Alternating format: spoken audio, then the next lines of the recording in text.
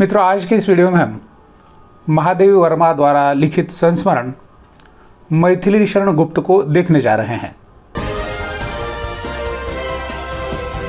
इस वीडियो के अंतर्गत हम सबसे पहले महादेवी वर्मा का परिचय देख लेते हैं और उसके बाद उनके द्वारा लिखा गया संस्मरण मैथिली शरण गुप्त को देख लेते हैं। मित्रों, अगर आप इस वीडियो के संदर्भ में और इस टॉपिक के संदर्भ में विस्तार से जानकारी पाना चाहते हैं तो मेरे ब्लॉग पर जाकर पढ़ सकते हैं। ब्लॉग पढ़ने के लिए नीचे डिस्क्रिप्शन बॉक्स में इसकी लिंक दी जा चुकी है, वहां से आप क्लिक करके उस ब्लॉग पर पहुंच सकते हैं और इस वीडियो के संदर्भ में सारी की सारी लिखित जानकारी आपको वहां मिल सकती है। आइए शुरुआत करते हैं। सबसे पहले महादेवी वर्मा का परिचय जान लेते हैं। महादेवी वर्मा हिंदी भाषा की एक महान कवियत्री थी। छायावाद युग के 4 प्रमुख स्तंभों में से वह एक मानी जाती है। आधुनिक हिंदी की सबसे सशक्त कवियत्रियों में से वह एक है। उन्हें आधुनिक मीरा के नाम से भी जाना जाता है। महादेवी वर्मा ने स्वतंत्रता के पहले का भारत भी देखा और उसके बाद का भी भारत देखा। उनके प्रमुख कविता संग्रह हैं निहार, नीरजा, सांध्य गीत, दीपशिखा, प्रथम आयाम, अग्निरेखा।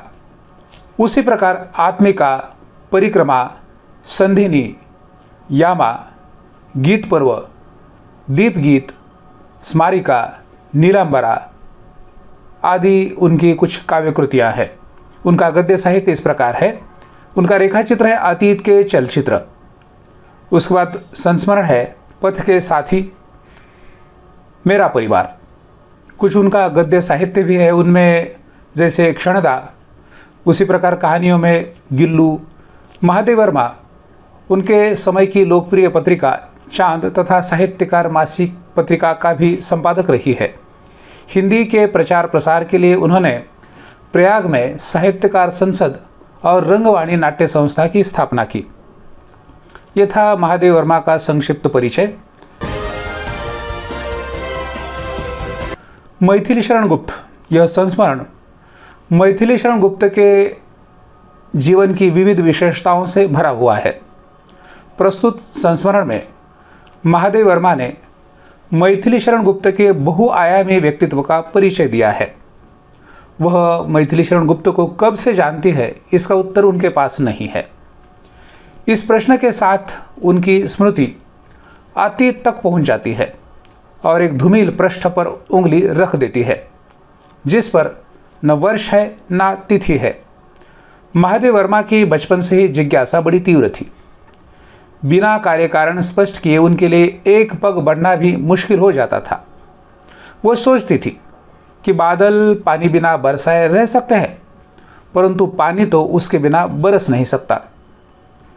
इस तरह कई प्रश्नों के उलझन में उनके कई दिन बीत जाते हैं और उन्हीं दिनों सरस्वती पत्रिका और उसमें प्रकाशित गुप्त जी की रचनाओं से मैथिली शरण गुप्त जी का परिचय हो जाता है। तब वह कहती है कि बोलने की भाषा में कविता लिखने की सुविधा उन्हें बार बार खड़ी बोली की ओर आकर्षित करती थी।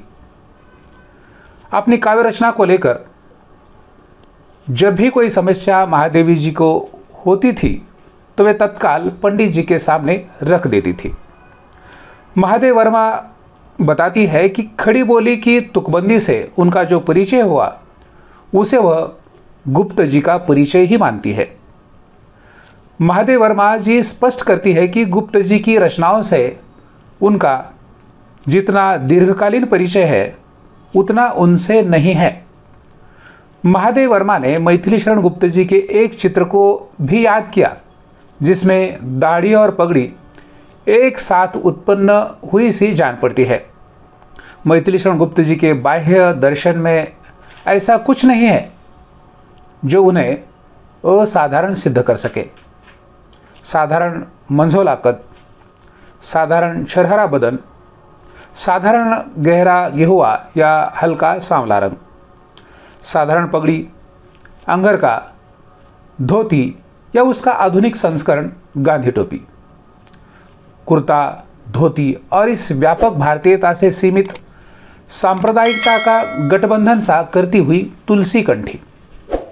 अपने रूप और वेश दोनों में वे इतने अधिक राष्ट्रीय है कि भीड़ में मिल जाने पर शीघ्र ही खोज नहीं निकाले जा सकते। उनके चौड़े ललाट पर क्रोध की दुश्चिंताओं की क्रूर लिखावट नहीं है। सीधी भ्रुकुटियों में असहिष्णुता का कुंचन नहीं है। ऊंची नाक पर दंभ का उतार चढ़ाव नहीं है। होठों में निष्ठुरता की वक्रता नहीं है। उनकी बंधी दृष्टि और मुक्त हंसी, ये सारी विशेषताएं उन्हें सभी से भिन्न कर देती है। इस तरह हम उन्हें किसी एक में केंद्रित नहीं रख सकते। हमारी विहंगम दृष्टि एक ही क्षेत्र में एक साथ अनेक को स्पर्श कर सकती है। मैथिली शरण गुप्त जी की दृष्टि और हंसी उन्हें किसी के निकट अपरिचित नहीं रहने देती। कभी कभी तो उनका देखना और हंसना इस तरह एक साथ चलता है कि दृष्टि हंसती सी लगती है और हंसी से दृष्टि का आलोक बरसता जान पड़ता है। वे स्वभाव से प्रसन्न और विनोदी है, पर प्रसन्नता और विनोद की चंचल सतह के नीचे गहरी सहानुभूति और तटस्थ विवेक का स्थायी संगम है, जिस पर सबकी दृष्टि नहीं जाती है। मैथिली शरण गुप्त जी के स्वभाव के बारे में कहा जाए तो वे लोक संग्रही कवि है। उनके स्वभाव के तल में ऐसी गंभीरता आवश्यक है जिस पर हास्य और विनोद की 100 चंचल लहरें बनने के लिए मिट सके और मिटने के लिए बन सके। उन्होंने जीवन के उस काल में जिस युग से संस्कार ग्रहण किए थे, उसमें देश, समाज, साहित्य आदि के क्षेत्रों में नवीन प्रवृत्तियां अपनी चंचलता में सहस्त्रमुखी हो रही थी।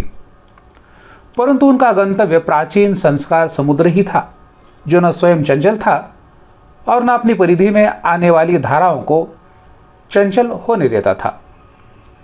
शिक्षा संबंधी परीक्षाओं से शीघ्र ही मुक्ति पा जाने के कारण उनके व्यक्तित्व को अपने संस्कार और वातावरण के अनुसार विकास की सुविधा प्राप्त हो गई। मैथिली शरण गुप्त के संतुलित व्यक्तित्व के संदर्भ में कहते हुए महादेवी वर्मा जी कहती है कि यदि हम लोहे के एक सिरे को आग में रखकर दूसरे को पानी में डुबो दे, लोहे के एक सिरे को आग में रखकर दूसरे को पानी में डुबा दे, तो उष्णता और शीतलता अपने अपनी सीमा बढ़ाकर लोहे के मध्य भाग में एक संतुलित गर्मी सर्दी उत्पन्न कर देगी, पर दोनों सिरों पर आग पानी अपने मूल रूपों में ही रहेंगे। बहुत कुछ ऐसा ही असंतुलन गुप्त जी के व्यक्तित्व में मिलता है, पर उसमें चरम सीमाओं का ऐसा आग पानी भी है जो कोई समझौता नहीं करता। किस दिशा में चलने पर आग मिल जाएगी और कहाँ पानी, यह पहले से जान लेने का कोई साधन नहीं है। इसी से उनके संबंध में एक व्यक्ति का मत दूसरे का विरोधी हो तो आश्चर्य की बात नहीं है।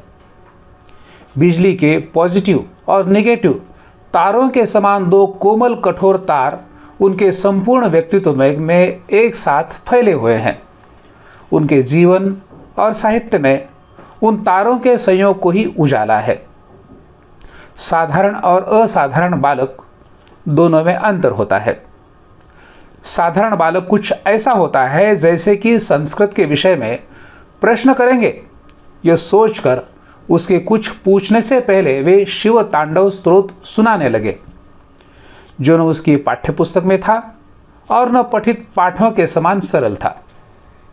ऐसा विद्यार्थी जब शिक्षक के गहरे ज्ञान समुद्र में गोता लगाकर प्रश्न की मोतीदार सीम खोज लाए, तब समझना चाहिए कि मस्तिष्क में कुछ ऐसे भी विजातीय अणु है जो उसे विद्यार्थी नहीं रहने देंगे। परीक्षा के हथौड़े के नीचे प्रतिमा नहीं गढ़ी जाती, उल्टे उसके चूर चूर हो जाने की संभावना रहती है। गुप्त जी उस हथौड़े के नीचे से निकल न भागे होते तो हिंदी को तिलक कंठीधारी राष्ट्र कवि प्राप्त न होता। मैथिली शरण गुप्त एक जिज्ञासु विद्यार्थी के रूप में पढ़ते रहे। कठिन परीक्षा से उन्होंने न कभी भागने की इच्छा की और न अवैध उपायों से उसमें उत्तीर्ण होना चाहा। वे उन परीक्षाओं में बैठने के महत्व को सफल असफल होने के परिणाम से अधिक भारी समझते थे। मूर्तिकार तो अपनी कल्पना को आकार देकर सफल होता है और पुजारी उस आकार में अपने आप को मिटाकर पूर्णता पाता है। एक में अभाव की भाव परिणति है तो दूसरे में भाव का रूप में विलयन।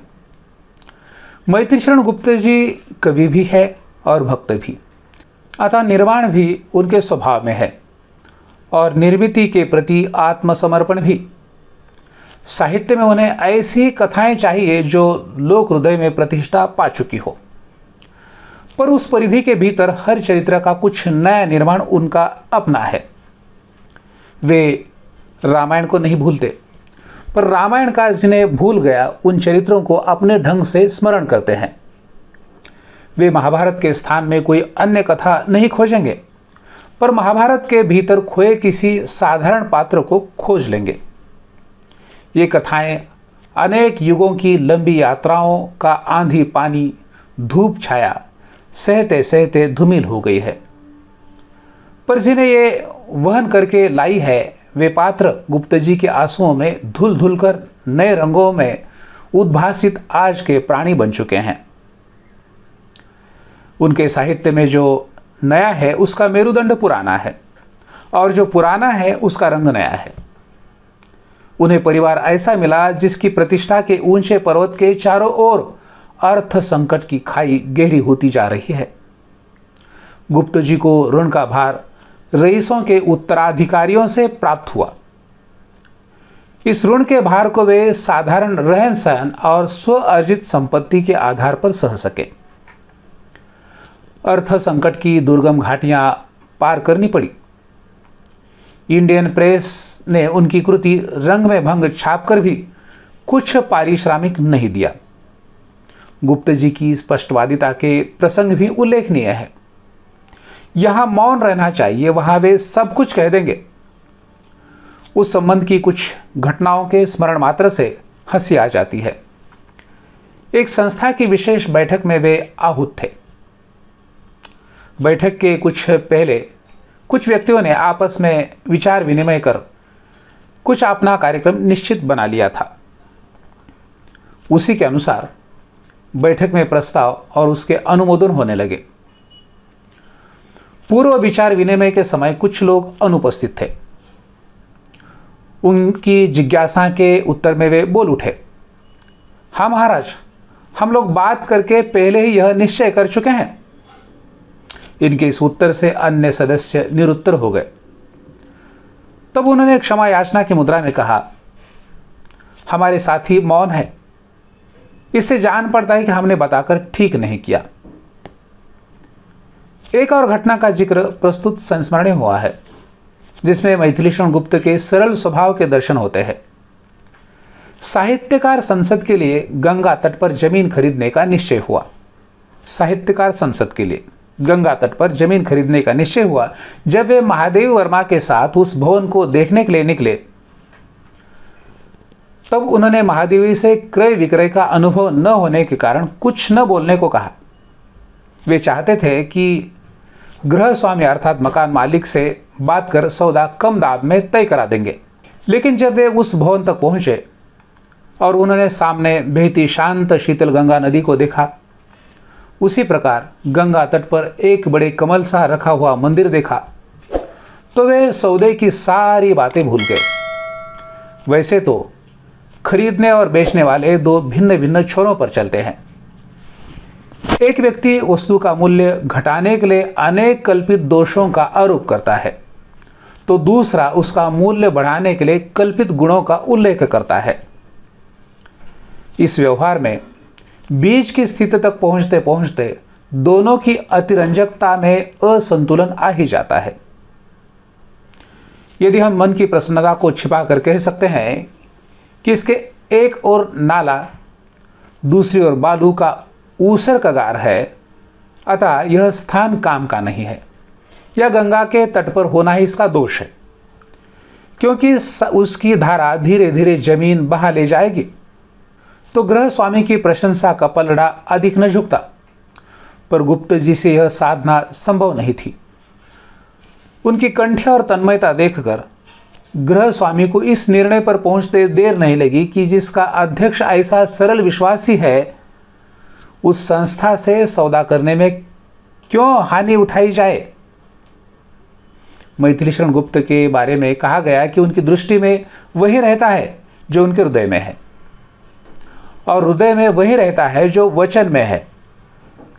अधिकारी, व्यापारी, संपन्न, दरिद्र, किसी भी वर्ग के व्यक्ति के दोषों की व्याख्या करने में वे कदापि नहीं हिचकते थे। सन 1942 के आंदोलन में पुलिस ने बिना किसी कारण के उन्हें बंदी गृह का अतिथि बनाया था। दुर्भाग्यवश जेल में कलेक्टर ने उनका मत जानना चाहा, तो उनकी विनम्रता उग्रता में बदल गई। वे उग्र होकर बोल पड़े, आपका दिमाग खराब हो गया है, आपसे क्या बात करें, आप निर्दोषों को पकड़ते घूमते हैं, हमारा क्या, हम तो लेखक ठहरे, यहाँ सब देखेंगे और इसके खिलाफ लिखेंगे। अनेक कैदियों और जेल के कर्मचारियों की भीड़ के सामने उस कलेक्टर को अपमानित होना पड़ा। गुप्त जी का भावुक होना तो कभी सामान्य है, पर भावुकता के साथ चलने वाली कर्म तत्परता तो उनकी निजी विशेषता है। संस्कार और आस्था के कारण गुप्त जी व्यक्तिगत सुख दुखों से विचलित नहीं हुए। किसी मृतावत्सा माता की वेदना से तादात्म्य कर मूर्तिकार उस आकार को पत्थर में स्थायित्व देगा, चित्रकार उस दृश्य को रेखाओं में बांधेगा, कवि उस दुख को छंद में गूंथेगा और संगीतकार उस विछोह को विहाग में गा देगा। पर गोद में बालक का शव लिए हुए माता तो उस पड़ोसी को पहचानती है जो उसकी गोद से मृत शिशु को आग्रहपूर्वक हटा देता है और दूसरे धूल भरे बालक को वहां पर बैठा कर कहता है, अब इसे तुम्हारे आंचल की छाया चाहिए। गुप्त जी ऐसे ही पड़ोसी है, अतः उनका दद्दा रूप कवि रूप से अधिक व्यापक हो तो आश्चर्य नहीं। वे नगर दद्दा ही नहीं, प्राप्त भर के दद्दा है, और जो उनके संपर्क में आते हैं उन्हें भी दूसरी पहचान स्मरण नहीं रहती।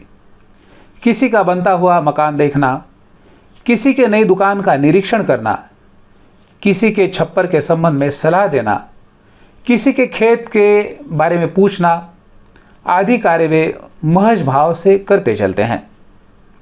उनकी आत्मीयता साहित्यिक वर्ग की विविधता से न सीमित होती है और न घटती है न बढ़ती है। चाहे कोई सुकुमार हो, चाहे उग्र, चाहे रहस्यवादी, चाहे स्पष्टवादी, उनकी आत्मीयता सब पर बादल की तरह बरस जाती है। उनमें हीनता या उच्चता की कोई ऐसी उलझन भरी ग्रंथि नहीं है जिसमें वे अपनी प्रतिष्ठा को लेकर व्यस्त रहे। अपने विशेष सम्मान के अवसर पर भी वे कह देते हैं, अरे महाराज, हमारा तो कभी आपने अपमान नहीं किया जो अब सम्मान की आवश्यकता हो। हमें बहुत सम्मान मिल चुका है, अब किसी नए का सम्मान होना चाहिए। इस प्रकार महादेव वर्मा ने प्रस्तुत संस्मरण में मैथिली शरण गुप्त की चारित्रिक विशेषताओं पर प्रकाश डाला है। परिस्थिति को झेलते हुए भी अपने साहित्यिक व्यक्तित्व के साथ वे हमेशा चमकते रहे। समाज सेवा के साथ साथ राष्ट्रभक्ति ने उनके व्यक्तित्व को और भी अधिक ऊंचा बना दिया है। वे बहुजन हिताय बहुजन सुखाय में विश्वास रखते हुए अपने जीवन को अर्पित करते हैं। मित्रों, अभी हमने देखा मैथिली शरण गुप्त, यह महादेव वर्मा द्वारा लिखित संस्मरण। मित्रों, अगर आप इस वीडियो के संदर्भ में और इस टॉपिक के संदर्भ में विस्तार से जानकारी पाना चाहते हैं तो मेरे ब्लॉग पर जाकर पढ़ सकते हैं। ब्लॉग पढ़ने के लिए नीचे डिस्क्रिप्शन बॉक्स में इसकी लिंक दी जा चुकी है, वहां से आप क्लिक करके उस ब्लॉग पर पहुंच सकते हैं और इस वीडियो के संदर्भ में सारी की सारी लिखित जानकारी आपको वहां मिल सकती है। निश्चित रूप से आपको यह संस्मरण समझ में आया होगा। आप इसी तरह अपने विश्वविद्यालय के पाठ्यक्रम, हिंदी प्रतियोगी परीक्षा आदि के लिए वीडियो देखना चाहते हैं तो इस चैनल को लाइक, शेयर और सब्सक्राइब करना न भूलें।